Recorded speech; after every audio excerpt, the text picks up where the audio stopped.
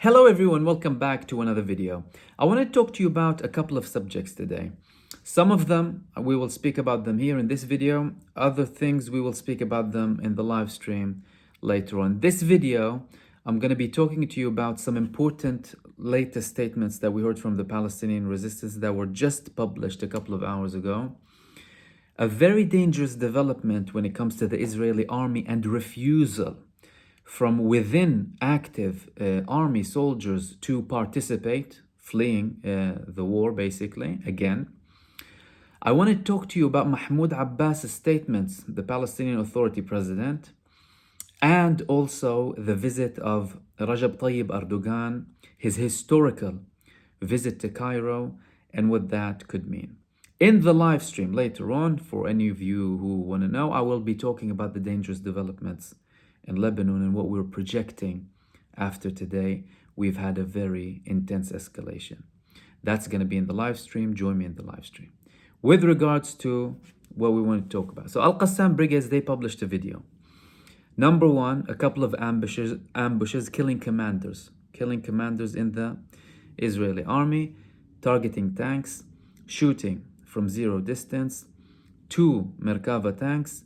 That's only Al-Qassam Brigades and mainly in Khan Yunis. However, the most interesting thing they spoke about when it comes to Khan Yunis is for the first time they've had a bit of elaboration about all of this talk going on about them hiding between civilians, because Israel's obviously attacking civilians left, right, and center in Khan Yunis. They're claiming that Hamas members are hiding between civilians. We already know, obviously, Israel's lies, but it's important also for the Palestinian resistance to elaborate as and when necessary. Firstly, they clarified, one of their active fighters, that their actual fighters in Khan Yunis are fighting Israel from locations where the residents have been taken out from. They fled the location after multiple warnings. So they're fighting them from these locations.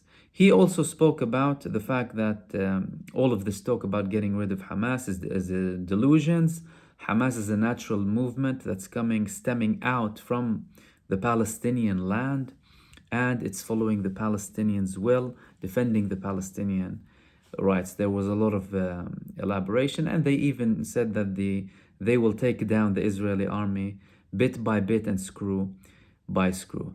With regards to the statement of them fighting Israel from highly populated areas, I would like to elaborate on that. From the scenes that Al-Qassam Brigades publish regularly, we can see clearly that they're fighting Israel from places without any residents. It's clear as daylight. They will fight them from buildings that are completely bombed, or it's people have been evacuated from for a very long time, by the way. So if you show me a video about someone attacking Israeli forces from the northern part of Gaza on top of a building that's been bombed 4 months ago, where are the residents? There are no residents. Secondly, the Hamas fighters and the resistance fighters, they're shooting from the locations and there's no one inside them, and you can't use RPG missiles when you have people inside, you know. The impact is very intense when it comes to this. So their videos and what they show us constantly, that already debunks the Israeli lie and myth about them hiding between civilians. As a matter of fact, the people who hide between civilians and use civilians as human shields are the Israelis, is the Israeli army, is the IDF. We have more than enough evidence to prove that, and they target them deliberately. That's from Al-Qassam side. Secondly, Netanyahu is no longer sending a delegation to Cairo. The delegation of Israel is going back and forth because they want to continue the negotiation regarding the ceasefire. Now he stopped going. Why is he not going? Is he planning something to escalate it to a level where there will be no point? Potentially. We're seeing what's happening in Lebanon, and we're seeing what's happening in Egypt as well, and the tensions between them. Third thing I wanted to note, Abu Mazen, Mahmoud Abbas, coming out with a statement now in Qatar, putting pressure supposedly on all sides to reach a deal, but particularly Hamas. You have a responsibility of the people, and I mean, really, sometimes you really don't know what to say when it comes to these things. I mean, Mahmoud Abbas, he has been an ally, a security ally of Israel, security collaboration, political collaboration. We've had, for some of you who don't remember this, and I'm sure many of you don't recall this, there was a Goldstone report following the 2009 war with Gaza, and action was about to be taken by Israel, and it was withdrawn. Why? Because the Palestinian Authority withdrew it. Back then in that war, the Palestinian Authority was pushing Israel to eliminate Hamas so they can go back to Gaza. People need to remember these things. Who are you serving by asking Hamas to submit to Israeli demands? Who are you serving exactly? Israel wants to stay in Gaza, keep its forces in Gaza, resettle in Gaza, not allow the Palestinians to go back to multiple parts of Gaza, get all of its hostages back, prisoners, back from Gaza for the people who have sensitivities, and continue this war and not commit to any prolonged ceasefire and a permanent ending of the war. Who is that serving?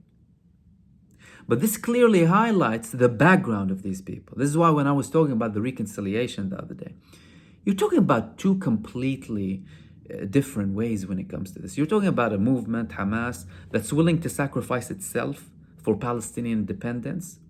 And you have another side that will sacrifice everything to do with independence and sovereignty so they can save themselves. You cannot reconcile the two. The only reconciliation you can make is when you protect the major national interests of the Palestinian people. The things that you don't even have a right to speak about. Like when you talk about right of return, independence, equality, freedoms, you can't. You're in no position to say, oh yeah, my people will give away all of this and we're happy to be slaves for a neo-colonial satanic death cult. That's not going to happen. No one is allowed to do that. And no one can act like they speak on behalf of the Palestinians. But secondly, who's fighting Israel? Who's fighting Israel in Gaza? Who's fighting the soldiers that are going and killing people, killed 27,000 so far? You?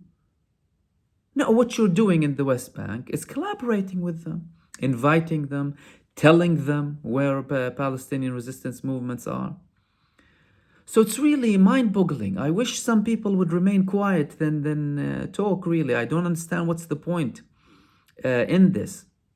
And I mean, people are talking about the return of figures like this to Gaza. Do you think the people of Gaza will accept people who give away every single national right for the Palestinian people? And do you think if they submit that Israel will stop killing?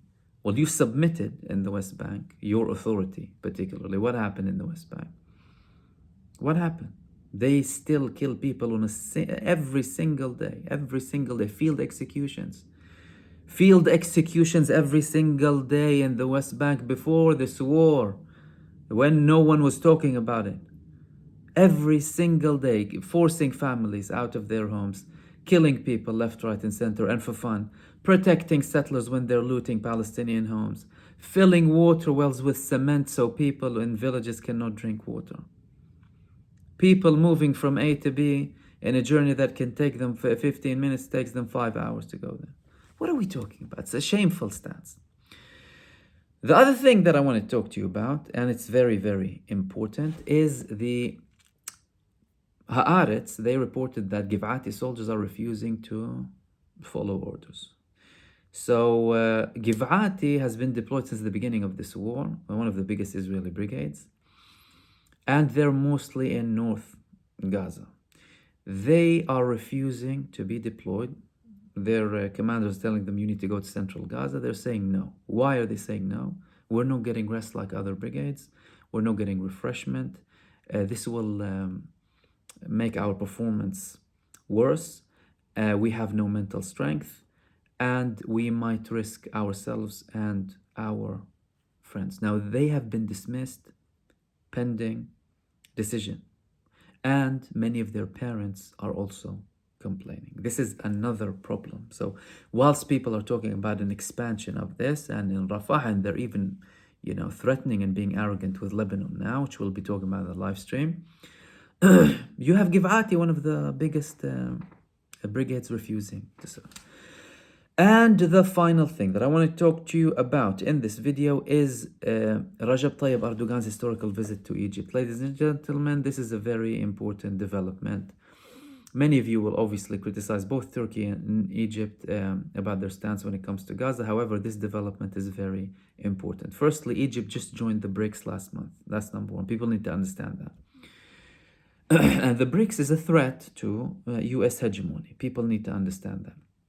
Secondly, before Rajab Tayyip Erdogan, who was a fierce critic of the military coup in Egypt, and he said a lot of things about Sisi and his government, but slowly but surely things started to develop, and it's very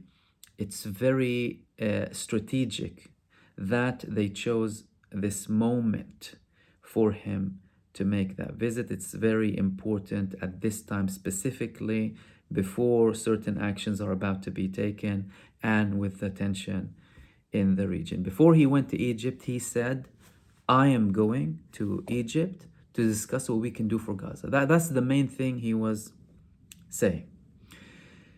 He, again, saying Netanyahu is like Hitler, and we're going to speak with Egyptians about what we're going to do with regards to Gaza. When he was in Egypt, he made a couple of statements saying that they have a joint history of over 1,000 years with Egypt. Gaza got 31,000 tons of aid from Turkey, looking to get a field hospital in Gaza with the help of the Egyptians. He appreciated Egypt's stance in refusing the expulsion of the Palestinian people, like they also resisted it. He obviously stated that they rejected the massacre in Rafah, must stop this insanity, focused on rebuilding Gaza. And he also mentioned that they set up a strategic cooperation council. Now, what he didn't mention is the military ties, because they clearly want to keep it under the radar. Although, obviously, people who look into it will know. Before he went, they already agreed on a deal to sell them some of the most advanced UAVs. And this strategic military council that they're doing between them, it's gonna be discussing every single thing from economy to military to all of these things. Now, when it comes to the most advanced UAVs, this is a question here, and we raised, who does Egypt want to use it against? Why does Egypt diversify its air force supply so much? Why do they have so much advanced air defense systems? Who are they going to use it against? Obviously, Israel. The Egyptian army has been training all of this time against Israel. And the fact that Turkey is in Egypt now is a signal primarily to Israel. I mean, Erdogan already said that he's not in contact with Netanyahu. He cut the ties with him. He's like Hitler. We can't talk with Israel as long as he's in power. Again, many critics will say, but he's done X, all he spoke too much, he didn't act. I know all of your comments, of course, but again, we're analyzing the steps that are taken in case of a potential escalation of the situation that is becoming increasingly more likely. These were the main things that I want to talk about in this video. In the live stream tonight, join me at 10 GMT, 10 p.m. GMT. We will be discussing the latest dangerous escalations and developments in Lebanon with Hezbollah. What could they mean and where are we going? Subscribers and members are able to participate in the conversation and ask questions, share their thoughts that I will be sharing in the video as well. And I'll see you soon in the next video. Take care.